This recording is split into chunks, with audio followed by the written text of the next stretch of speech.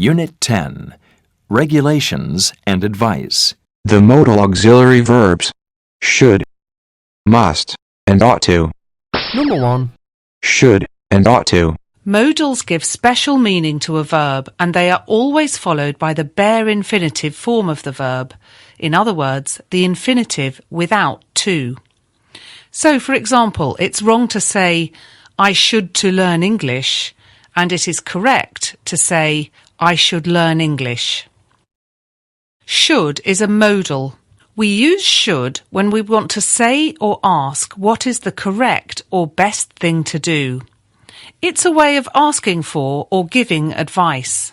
We can also use ought to instead of should. The difference is that ought to is stronger in meaning, so be careful with it. Examples. 1. You should drive more slowly in this freezing weather. Note, if you say you ought to drive more slowly, it sounds much stronger and could offend the person that you say it to. 2. Do you think I should invite them to my party? Yes, I think you should. Number 2. Must. Must is similar to have to. For example, It's later than I thought. I must go. Or, I have to go. You can use must or have to give your own opinion. For example, to say what you think is necessary, or to recommend someone to do something. examples. 1. I haven't spoken to Sue for ages. I must phone her. I have to phone her. Meaning, this is necessary. 2. Mark is a really nice person. You must meet him. You have to meet him. Meaning, I recommend this. We use have to, not usually must, to say what someone is obliged to do. The speaker is not giving his or her own opinion. Examples. 1. I have to work from 8:30 to 5:30 every day. Meaning, this is a fact, not an opinion. 2. Jane has to travel a lot for her work, but must is used in written rules and instructions. Examples. 1. Applications for the job must be received by May 18th. 2. In an exam instruction, Answer all the questions. You must write your answers in ink. You cannot use must to talk about the past. For example, We didn't have much time. We had to hurry. don't say, we must hurry.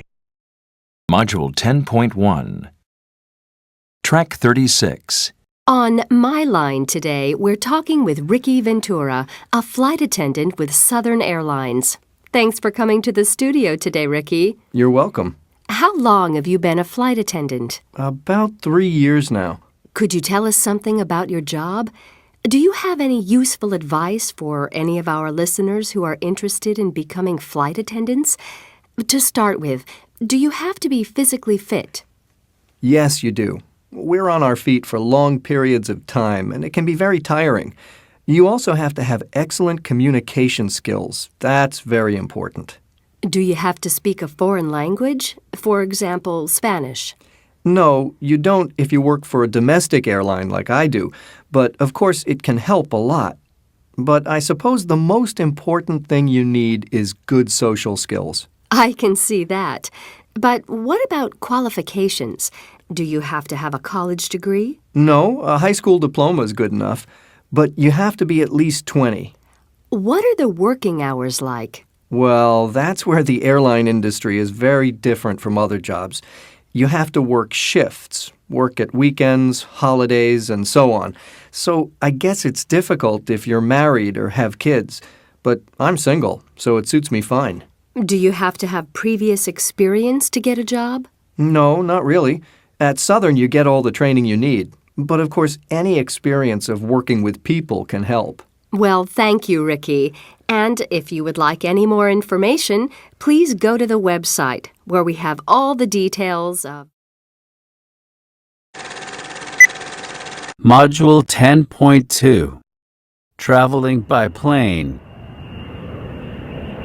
Welcome aboard. We're about to show you the safety features of this flight and we need your full attention. Your baggage should be securely stowed in the overhead lockers.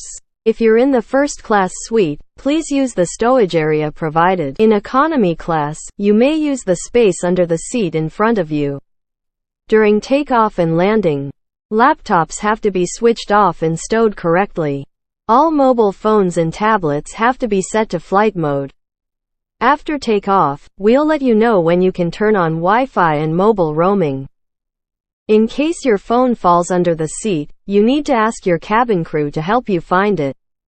It's not necessary to move your seat as this may damage the phone and its battery. By now, your TV screen, tray table and footrest need to be folded away. You have to make sure your window blinds are up and your seats are in the upright position. Whenever the seatbelt sign is on, you must sit with your seatbelt fastened. You have to wear it low and tight across your lap and adjust it by pulling the strap. You need to lift the metal flap to unfasten. We recommend wearing your seatbelt at all times throughout the flight and securing it over your blanket when sleeping, so if needed, we won't have to disturb you. It is not allowed to smoke on board, including using or charging electronic smoking devices. All toilets have smoke detectors. In the unlikely event of an emergency landing, you have to brace yourselves against the seat in front of you. Or if it is not possible, you can brace by leaning as far forward as you can, with your arms tucked under your legs. If necessary, oxygen masks will appear from above you. Pulling the mask towards you starts the flow of oxygen. You have to place the mask over your face and breathe normally. You need to put your mask on first and then help others. You have to take a moment to locate the emergency exit nearest to your seat, which may be behind you. Lights at floor level will direct you to the nearest exit. You have to remove high-heeled shoes and leave all baggage behind when evacuating. Even if you are a frequent flyer, it's a good idea to read the safety card in your seat pocket. It will remind you of the safety aspects of this aircraft and also shows the location of the life jacket under or to the side of your seat. When told by your cabin crew, you need to remove it from the container and pull it over your head. You have to bring the tape around your waist and fasten in front, pulling firmly to secure. You need not inflate your life jacket unless you're leaving the aircraft. Otherwise, you have to pull the two red toggles sharply downwards. You can also inflate the life jacket by blowing into the mouthpiece and use the whistle to attract attention. Your cabin crew will now pass through the cabin to carry out the final safety check. Thank you, and enjoy your flight.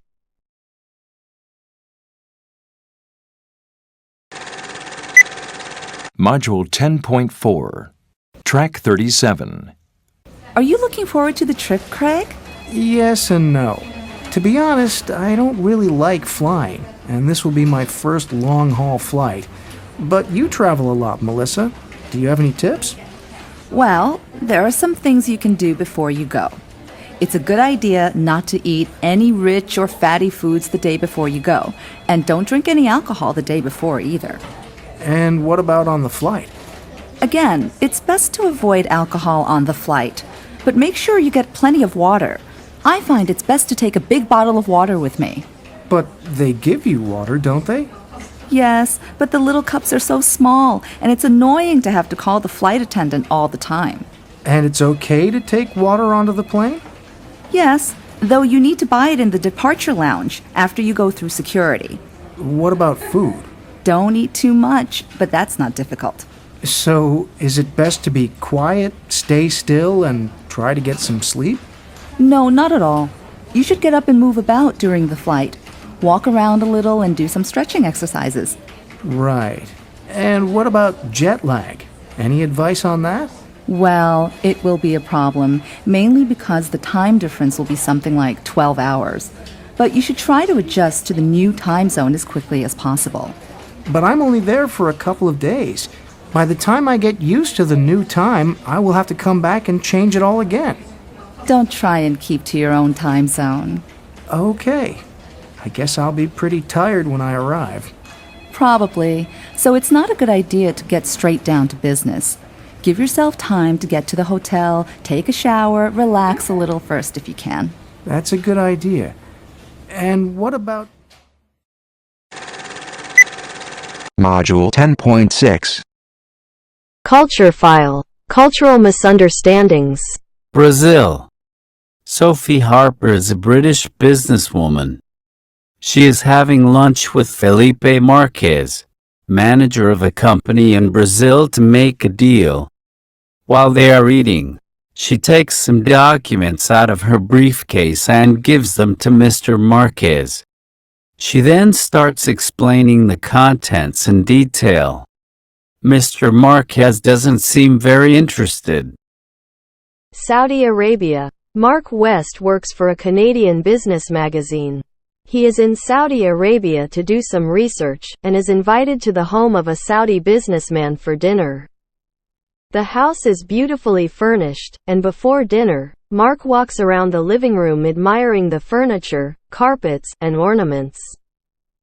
Indonesia. Ruth Klein works for an Australian travel company and wants to make an agreement with an Indonesian hotel chain. She has a meeting with a senior manager of the Gulf Hotel. She's going to wear her favorite outfit, a bright red pantsuit. Germany. Marty Pinkerman is an American businessman. He works for a pharmaceuticals company. He is in Frankfurt and meets Hans Schmidt, a senior manager of DPR Pharmaceuticals, for the first time. After the introductions, Marty begins calling the manager Hans. Listening Test 2. The CEO of Boyce Construction is welcoming a project team from Australia. Are these statements true or false? Listen to the sales presentation and check the true or false boxes. On behalf of everyone at Boyce Construction, I am very pleased to welcome you here today. Before you have a tour of the factory, I would like to take this opportunity to tell you about some of the company regulations.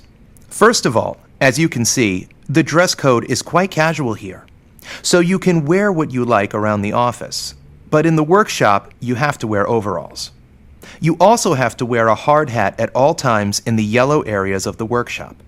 These are high-risk areas. You don't need a password to enter these areas, but you have to show your ID. However, you have to have a password to use the computer terminals. You will get your passwords after the factory tour. Everyone has to work an 8-hour day between the hours of 8 a.m. and 6:30 p.m.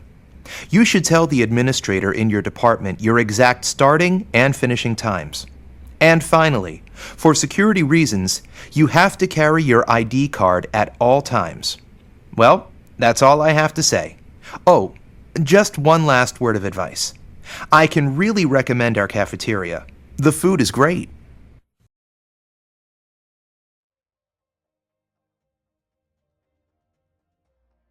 As always, thanks a lot for watching. Let me know your thoughts down in the comment section. And before you go, give this video a thumbs up, subscribe, and click that tiny bell. And don't forget to check out some of our other videos on the channel. On to the next time.